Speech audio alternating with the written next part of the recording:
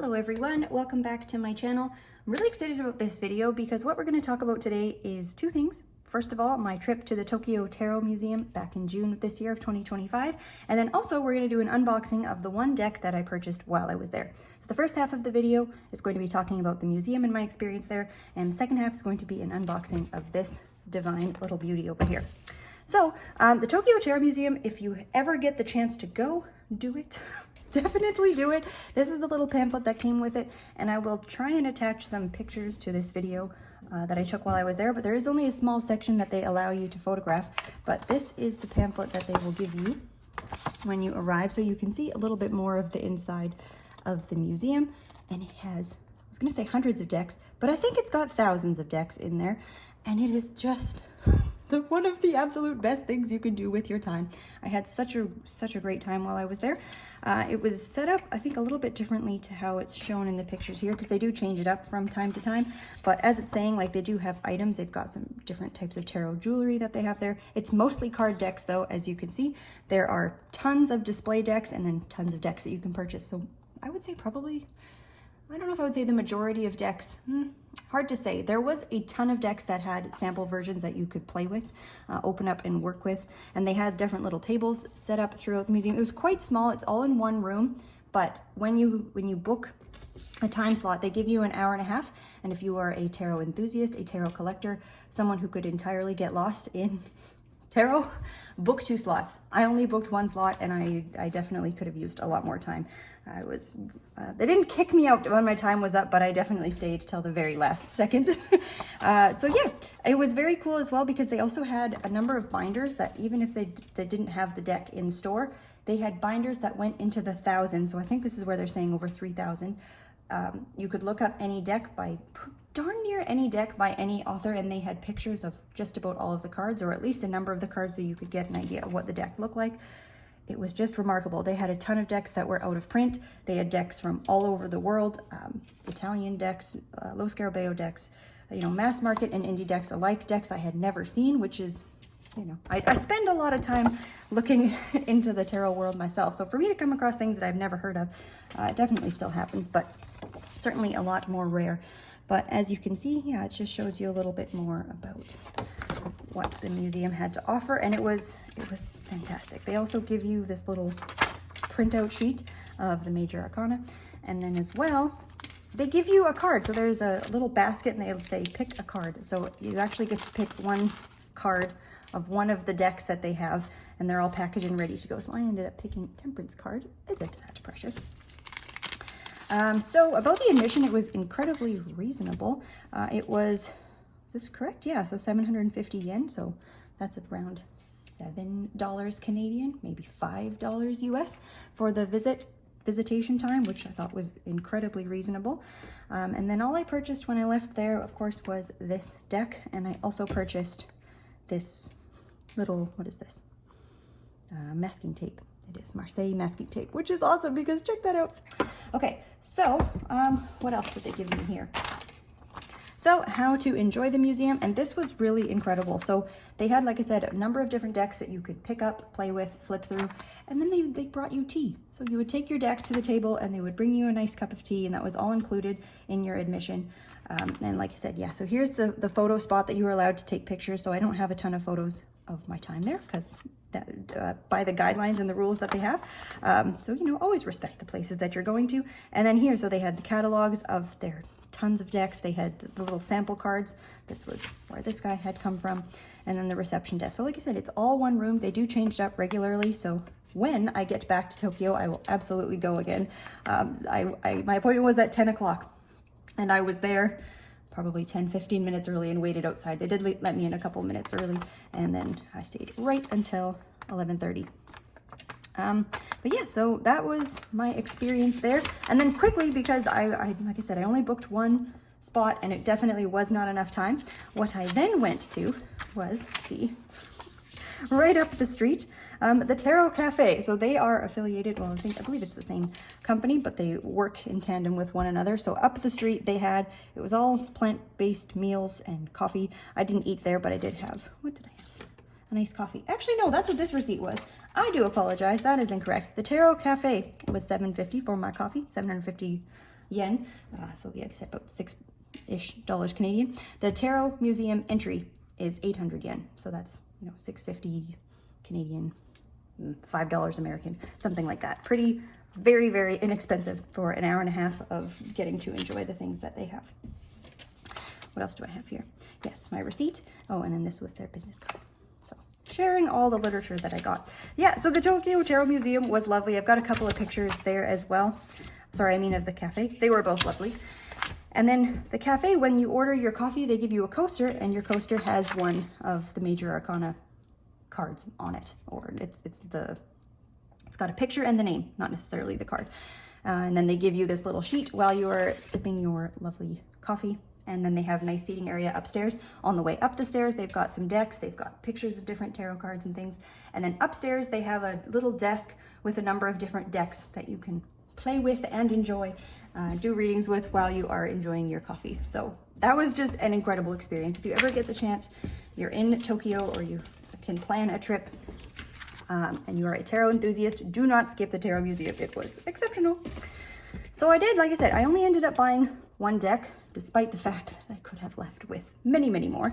This one, it was on the pricier side. So this was 13,200 yen. Looked that up this morning. It's about 127, 130 Canadian dollars. So that's not an inexpensive deck, but this was one of the ones I had never seen before. It is a deck that is printed in Japan by a Japanese artist.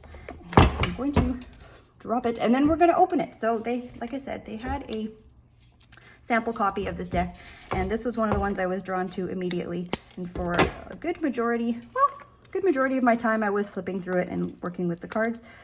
But once I had decided I was going to take the deck home with me, I spent my time on other things because I knew that I needed this deck. This artwork was right up my alley, up my tree, however that saying goes.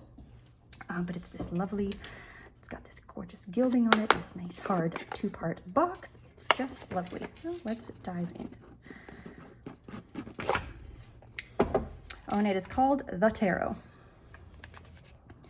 Show just how nice the box is. Here is the back. It comes with a small guidebook. But I mean, just look at this artwork. Are you kidding me? Just absolutely stunning.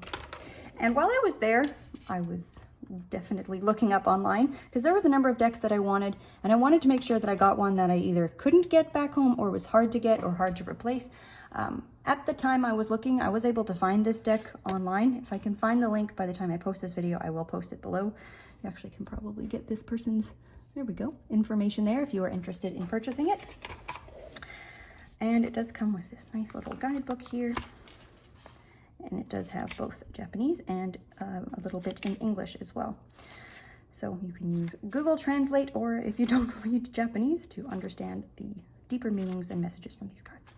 Stunning. Okay, so the artwork is what pulled me in. And actually this deck is in English. The words on it are all in English, so that made it accessible to myself. So what I'll do is I'll go ahead and we'll just do a flip through of the cards so I can show you how stunning this artwork is, and then I will be back on the other side.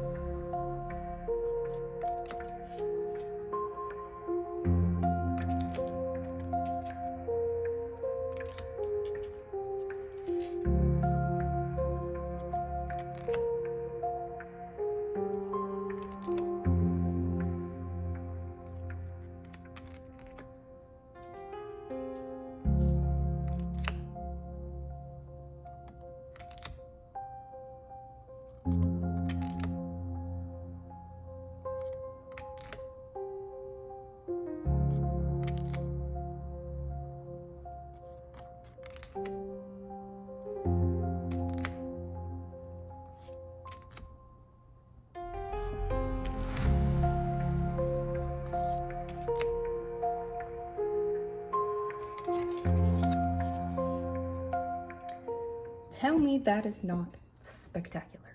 I mean, this artwork is just so raw and so deep and so, I don't even have the words. It's as artwork should, it makes you feel things, right? They're just, oh, this is exceptional. So yes, I maybe should have mentioned this beforehand, but as you all have now just seen, it is of course not a traditional standard deck with all of the cards laid out necessarily easily to tell what they are without looking at what is in the border. You know, we don't have our coins and our swords and everything, but how this is laid out, we have it by element. So we have the suit of fire, air, water, and earth. And I really like these 10s. The life goes on as the 10 of earth, I guess. I don't even know what one would call that, the 10 of coins. You could ask, well, hey, is this then not a tarot deck? Well, I mean, it definitely is. It definitely has more oracular, I don't know, voice or breath within it for sure, because you can see that they are all, you know, they definitely follow a theme. But for it to be a tarot deck, right, we need to have 78 cards. We need to have our 4 suits. We need to have 4 court cards per suit. We need to have our 22 majors. It has all that, checks all the boxes. So for the tarot purist in myself to set aside for the moment. But some of the cards retain their original names. So we have our Fool. We then have, I believe it was the Hermit was next. That was quite lovely, how we have Love Myself. So, I mean, it could definitely read a lot like an oracle, and whether or not you would pull any of your tarot knowledge and tarot workings into your readings, who's to say? We have our Lovers still there. But I just think what these images evoke, like they just, I feel like you can really get lost in them. They are quite sizable cards. Let's see, let me just do a size comparison here. This is a standard deck of playing cards. So they're big, they are big cards. What else do I have? I have my John Noble here, which those are of course smaller cards. What do I have in reach? That's about it. But they are, you know, they're a pretty good size card. They're not little cards by any means. And I do actually really like the borders on them. I flip-flop between appreciating borders. But anyway, so, okay, this was quite interesting though. We have transformation, because a lot of times that's used synonymously with the death card. And then for the death card, they had rebirth, which is interesting. I mean, for me personally, that would just pull that card into an entirely different, different message, different thing that it would have to say, because, you know, I don't find that death and rebirth necessarily are, I mean, they're not the same thing to me a lot of the time, right? They seem to be, while they are often paired together, they're not the same within themselves. They're two different words. They're two different things entirely. So, I mean, that's just my thought personally. But I think that is an absolutely stunning card for death, whether or not we have the rebirth term there. Then we had our Hangman, Strength, Karma was the Wheel. We have our Hermit here. Stunning. So a couple of the cards that originally pulled me into this deck, I believe, where were we here? This guy is just incredible. The way that some of these faces are drawn, the eyes, they just seem either haunted or haunting, or there's something that this deck is very confronting. This card reminded me of the Osho Zen Tarot, where there's the card of nothingness or nothingness. We have Return to Nothingness here. They just, I think this is a deck that I'm going to sit with and work with a lot over the next couple of months within myself, perhaps offer it for client readings at some point.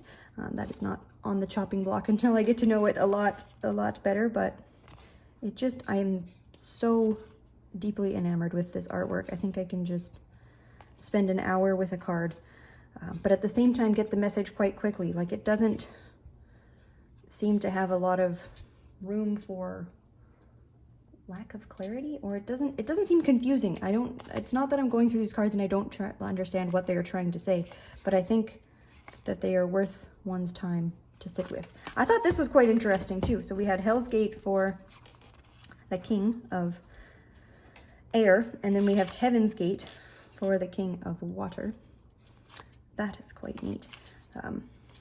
But yeah, I mean, this artwork, this deck, this style, and I've said this before, which will then be hypocritical a few seconds after I say it, but I really try and find decks that are not repeats or replicates in my collection. I'm trying to find things now anyway when I'm buying them, when I'm buying decks to work with for myself or read with clients.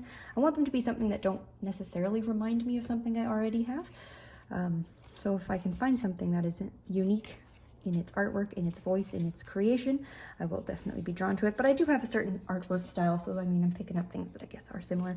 And then for someone who has, you know, bought 3 Marseille decks this week, I will say there's the hypocrisy within that. We have the card of attachment. There was detachment in there as well.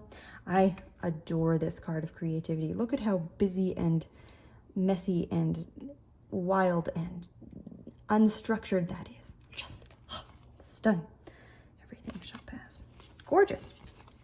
Anyways, I believe I'll wrap up the video here. I'm excited to work with this deck a bit more. If I have more thoughts on it after I do so, I'll probably make another video in the coming months. But yes, this was the tarot. Gorgeous, absolutely stunning. Like I said, I'll find the link, or at least I'll put the author's information below. So if you are interested in it, you may be able to contact them to pick up a copy yourself. Or you can get it at the Tokyo Tarot Museum, should you be there anytime in the near future. Thanks very much for watching. I hope you have a great rest of your day, and we will see you in the next video.